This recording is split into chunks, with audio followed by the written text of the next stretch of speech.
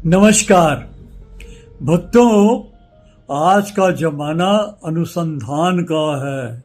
नई नई खोज और नई नई खोज करने के लिए आपको अपने दिमाग का सही और ज्यादा से ज्यादा इस्तेमाल करना पड़ता है। जितना नया ज्ञान हासिल करेंगे उतना आपका नाम देश और दुनिया में चमकेगा। याद रखिएगा भक्तों, शरीर की ताकत से दिमाग की ताकत कई गुना ज्यादा महत्वपूर्ण होती है। इसलिए अपने दिमाग को बढ़ाने के लिए इसे कभी खाली मत रहने दे। अगर कोई काम नहीं है तो नई नई पहेलियां जो बहुत कठिन है उनको सुलझाने में अपने लगा दीजिए दिमाग को। नए नए चमत्कारों के बारे में ज्ञान हासिल करें और उनसे सीखें, उनको आजमाएं।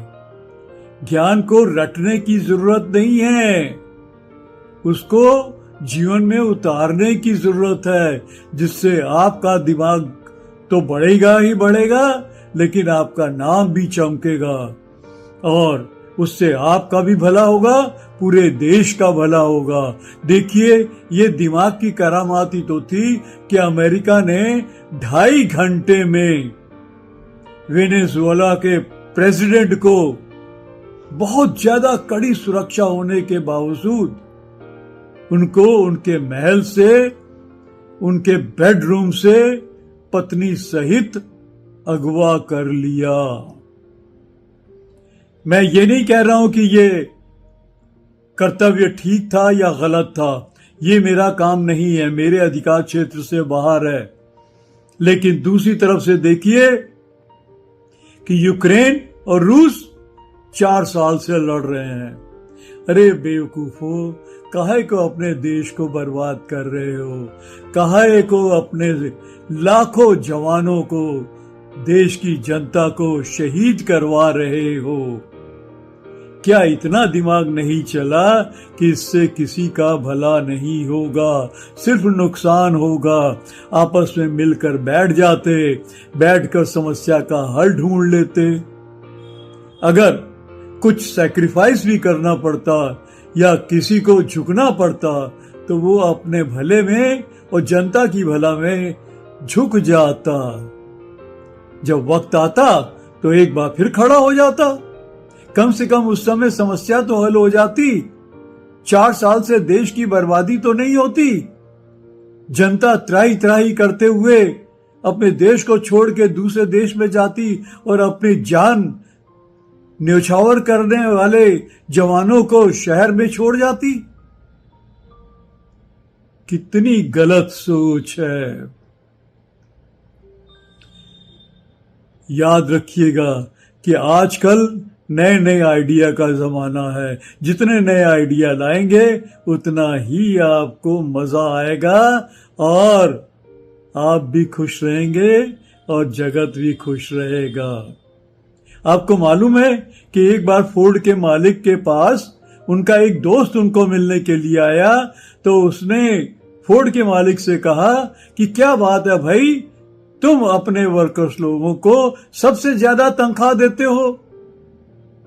तो फोर्ड के मालिक ने कहा कि अगर मैं 100 रुपए उनको ज्यादा देता हूं तो उनसे 400 रुपए का काम ज्यादा करवा लेता हूं। उस दोस्त को लेके अपनी फैक्ट्री में दिखाने के लिए ले गए और देखा कि हर वर्कर कितना शिद्दत मेहनत से काम कर रहा है।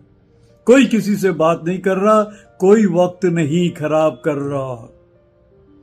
तो उनके दोस्त ने पूछ लिया, भाई ये तो बताओ कि तुम सबसे ज्यादा तनख्वाह किसको दे रहे हो?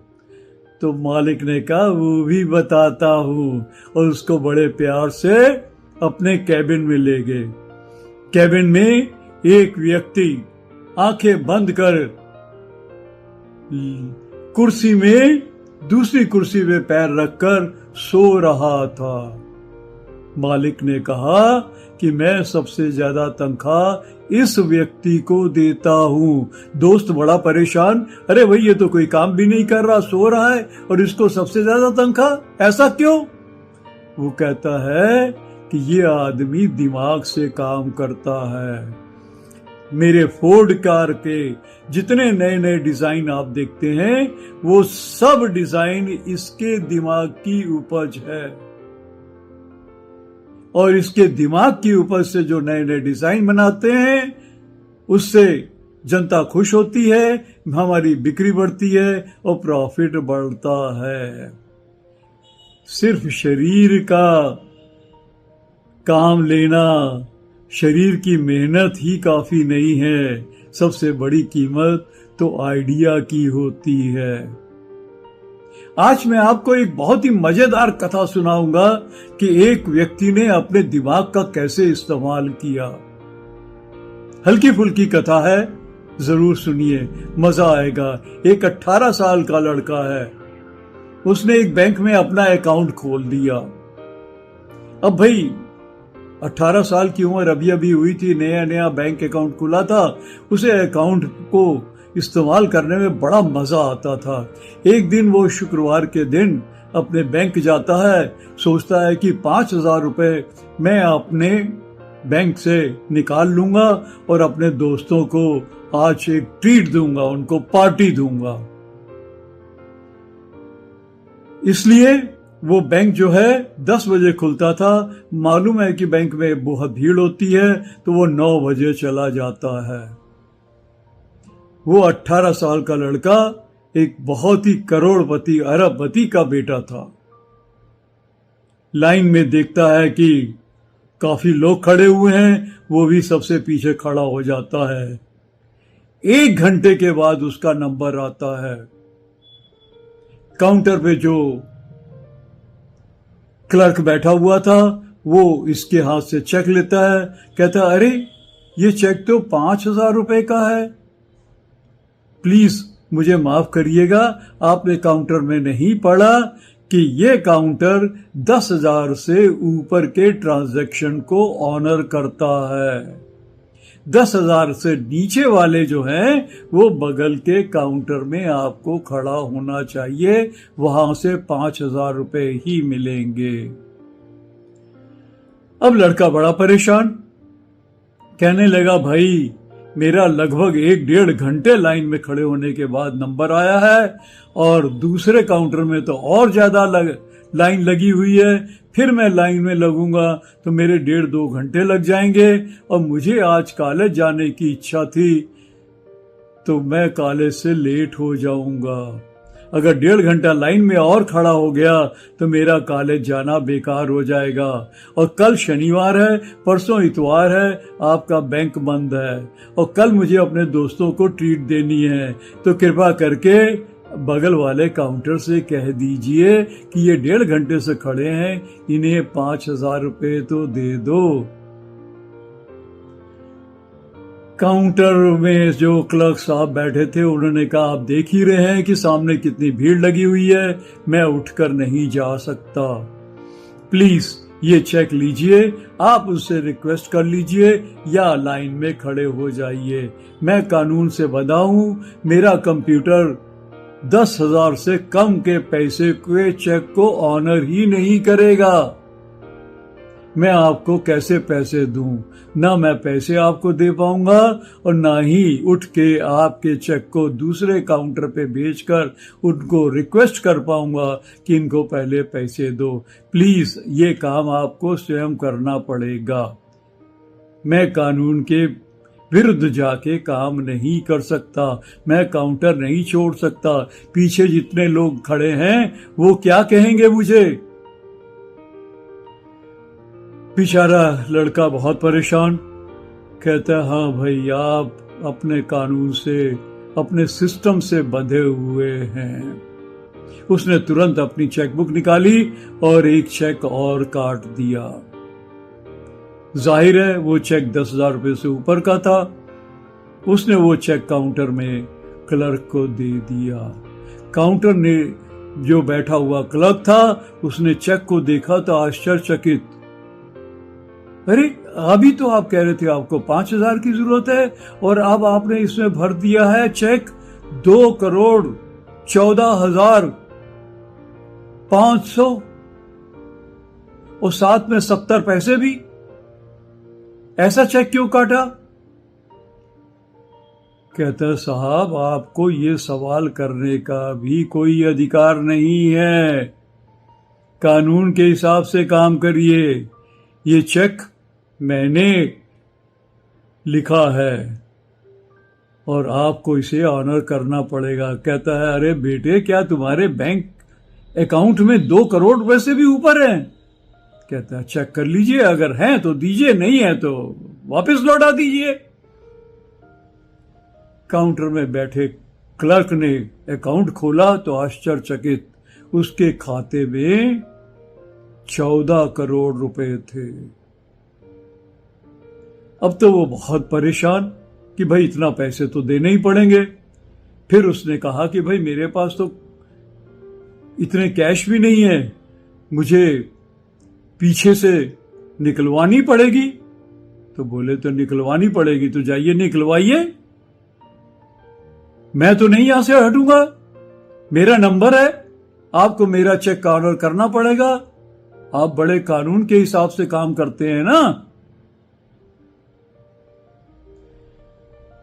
क्लर्क बहुत परेशान। पीछे वाले लोगों ने कहा कि भाई साहब ऐसा है कि जब तक पैसे ऐसे आते हैं ये मंगवा लेते हैं, आप पीछे खड़े हो जाइए।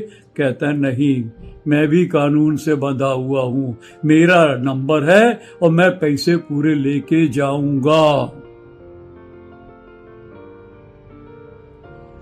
क्लर्क बेचारा मजबूर हो गया। उसने मैनेजर साहब से कहा, दोनों मिलके सेफ्टी में गए, वहां से क्या बोलते हैं पैसे निकाले। निकालने के बाद उसकी एंट्री की। इस काम में 20 मिनट लग गए। आके वो काउंटर पे बैठे, सारे रुपए गिने गए, गिन के पूरे पैसे उसको देने पड़े। 70 पैसे भी अगल बगल से लेकर उसे देने पड़े क्योंकि चेक में लिखा हुआ था, चेक तो ऑनर करना ही था। अब वो लड़का बड़े मजे से उसने सारे रुपए इकट्ठे किए, काउंटर के ऊपर रखा और उनसे कहा थोड़ा सा पानी मिल जाएगा क्योंकि मुझे ये कैश गिननी है, सही है या गलत है। काउंटर में बैठे क्लर्क ने कहा कि भैया इतनी कैश को गिनने में आपको कम से कम 2 घंटे लग जाएंगे क्योंकि आप धीरे धीरे गिनोगे, मशीन से तो गिनोगे नहीं। तो कृपया करके सोफे पे बैठ जाइए और वहां पे आराम से गिन लीजिए और हमें दे दीजिए, दूसरों को सेवा करने का मौका। उसने बोला साहब मैं भी कानून से बंधा हूं, आपके काउंटर में लिखा हुआ है कि अपनी नगदी काउंटर पर ही चेक कर ले, काउंटर छोड़ने से पहले पूरे रुपए गिने। मैं तो पूरे रुपए यही काउंटर पे खड़े होके गिनूंगा। आपके काउंटर में या तो जो लिखा हुआ है उसे बिगाड़िए, कानून नया बदलाइए, नहीं तो मैं तो खड़े होके गिनूंगा। पीछे बैठे हुए सारे लोग बड़े परेशान, मैनेजर भी बहुत परेशान कि अरे भाई क्या करें, इनको मना तो मैं कर ही नहीं सकता हूं। मैनेजर साहब ने एक नया काउंटर शुरू किया, वहां एक आदमी का इंतजाम करने के लिए देखा। जब आदमी नहीं मिले तो खुद मैनेजर साहब काउंटर पे बैठे और बाकी वाले लोगों से कहा कि आप लोग कृपया इधर आ जाइए, उसी सिलसिले में अपने अपने सेवाएं ले लीजिए। और वो साहब जो हमारे 18 साल के बच्चे थे वो काउंटर पे खड़े होके करोड़ों रुपए की गिनती कर रहे हैं। बहुत परेशान, क्लर्क को कोई काम तो है नहीं है, खाली वो बैठा है और बच्चे का मुंह देख रहा है। बच्चे ने भी एक एक नोट करके पूरे गिने और उसको गिनने में लग गए 3 घंटे। 3 घंटे के मिलने के बाद इसी दौरान उसने एक डिपॉजिट स्लिप भी भर ली। डिपॉजिट स्लिप में क्या किया, 5,000 रुपए अपने लिए रख लिए, बाकी के सारे पैसे जमा करने के लिए काउंटर में क्लर्क को दे दिए।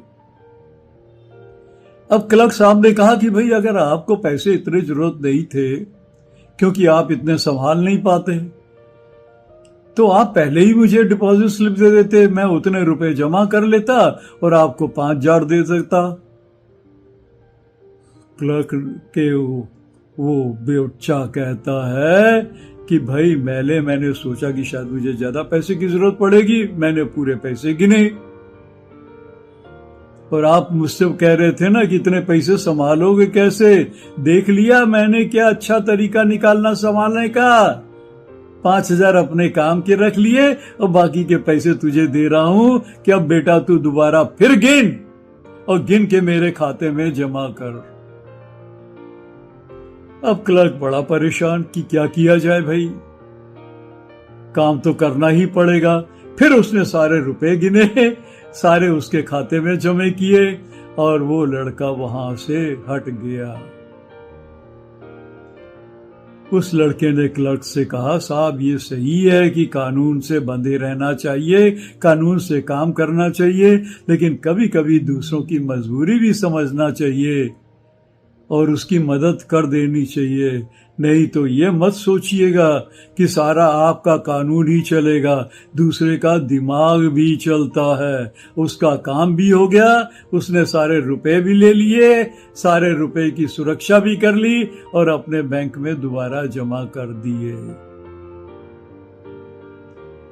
तो देखा भक्तों कि थोड़ा सा दिमाग लगाने से कितना अच्छा काम हो जाता है। उस दिन के बाद बैंक के मैनेजर ने भी सीख लिया कि हमेशा कोशिश करो सबकी मदद करो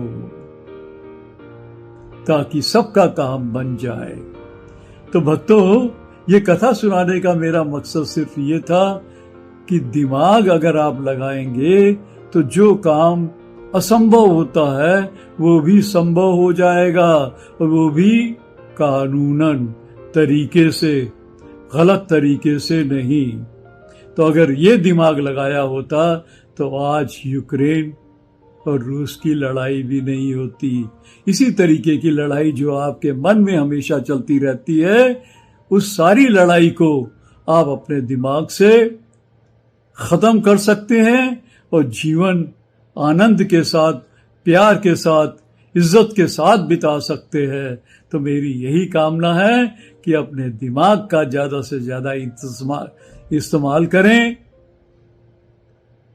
सच्चे आनंद को प्राप्त करें और सारे असंभव काम को संभव करें। Thank you.